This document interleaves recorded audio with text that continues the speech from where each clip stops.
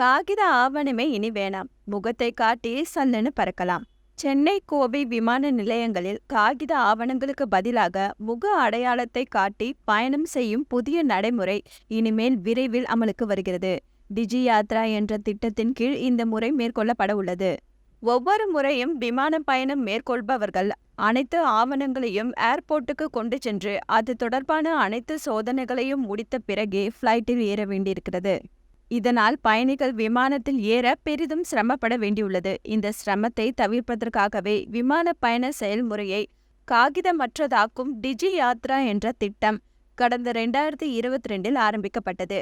அதாவது பயணிகள் ஏர்போர்ட்டில் நுழைந்து செக்இன் செய்து உள்ளே சென்று ஃப்ளைட்டில் ஏறும் போதும் பொருட்களை சரிபார்க்கும் போதும் தங்களது முகத்தை காட்டினால் மட்டுமே போதும். இதற்கு பாஸ்போர்ட், ஆதார், கொரோனா தடுப்பூசி செலுத்தியதற்கான ஆவணம், பயணத்திற்கான டிக்கெட் போன்ற எந்த ஆவணங்களையும் அதிகாரிகளிடம் காட்ட வேண்டிய தேவையில்லை.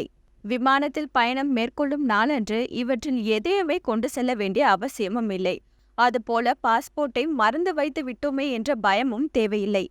இந்த டிஜி யாத்ரா என்ற முகத்தை அடையாளம் காணும் தொழில்நுட்ப திட்டத்தின் மூலம் பயணிகளுக்கு நேரம் மிச்சமாகிறது.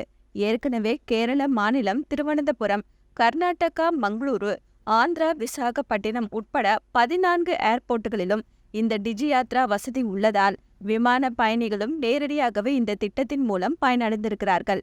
எனவே அடுத்த மாதம் மேலும் 14 ஏர்போர்ட்டுகளில் இந்த வசதி அறிமுகப்படுத்தப்பட உள்ளதாம். ஆனால் இந்த திட்டத்திற்கு அனுமதி வழங்குவதில் பல்வேறு அமைச்சகங்களில் நிறைய பணிகள் இருப்பதால் தனித்தனி ஒப்புதல் பெறுவதில் தாமதமாகி உள்ளதாம்.